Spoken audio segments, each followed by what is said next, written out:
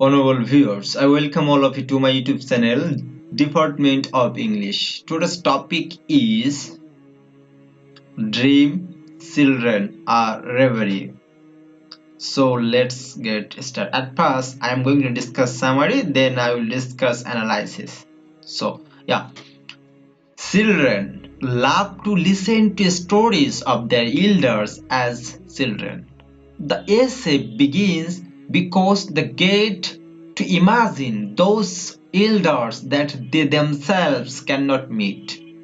Elias' children gather around him to hear stories about their great grandmother Field, who lived in a mansion that she cared for on behalf of a rich family who lived in a different mansion. Young Alice scoffs at Elias' recollection of that rich person, removing a detailed wood carving depicting the story of the children in the wood to put up an ugly marble thing instead.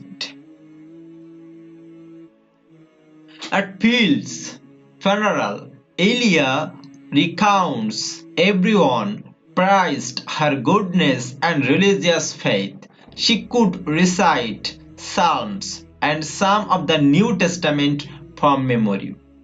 She was a great dancer until she was stricken by cancer. But even in the grief of that disease, she didn't lose any of her good spirits. She was convinced that two ghosts of infants lived in her house, but she didn't consider them harmful, so it didn't bother her much.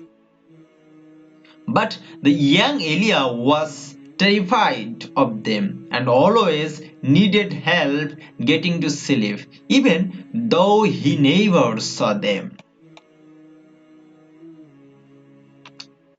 The young Elia used to wander the grounds of that mansion, admiring all of the marble busts and wondering when he may himself turn into one. He spent his days picking the various fruit from around the grounds of the estate. Elia breaks from his recollection to notice his children John and Alice splitting a plate of grapes.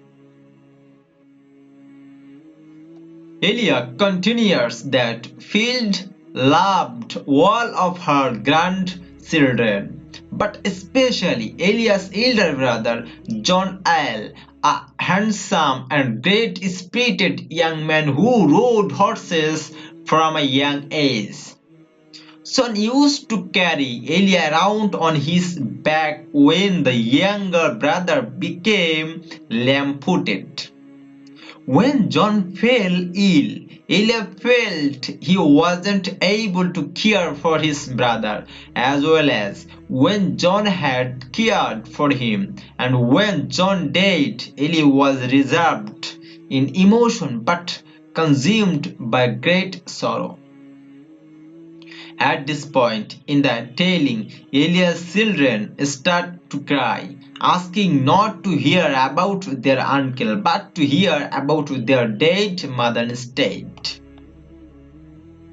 So, Elia begins by telling them of the 7 years he has spent courting their mother Alice, with all of its difficulties and rejection. But when he goes to look at his daughter Alice, she has disappeared.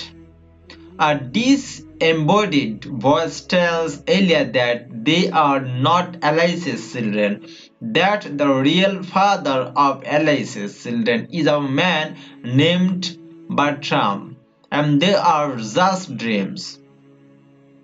With that, Elia wakes up in his armchair with Breast by his side and John L. gone forever. Now I am going to discuss analysis. Dream Children is a formally unique essay channeling the logic and follow of a dream in in a series of long sentences of strung together phrases and no paragraph breaks to be found.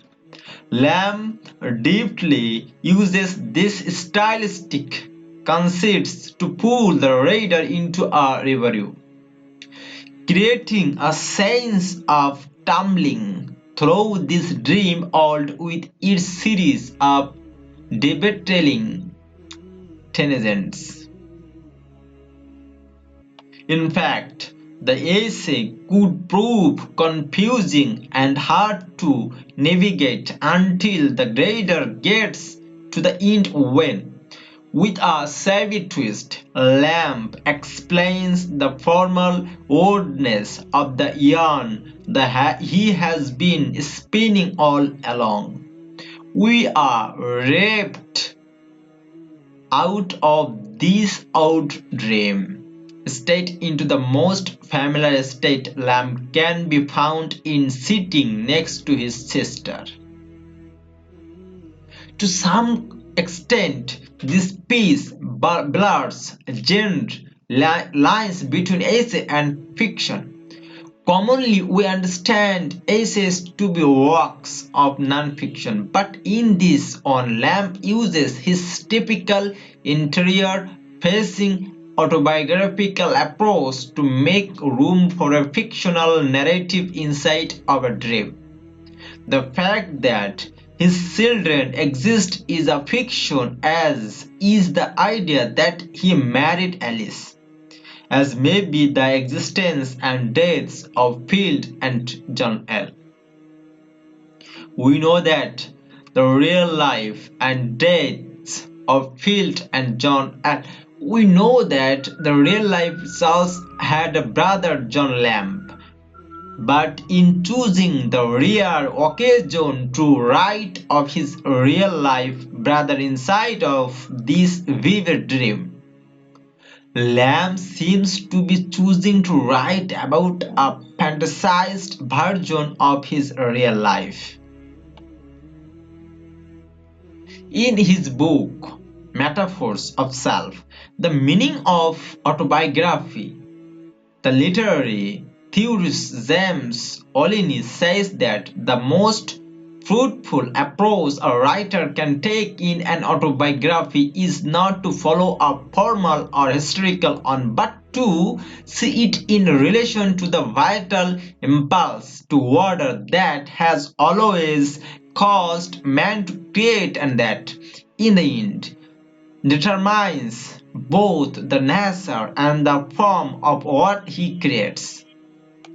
This explanation of autobiography rings true generally of Charles Lamb's work, but doubtly so with Dream Children. Here, Lamb models his essay on a dream, bringing the fantasy that fuels his creative energies to the fore, blurring the lines between that fantasy of his past life and that life to which he dedicates his writing practice. So that's all about Dreams Children Reverie. For the timing, thanks for patience hearing.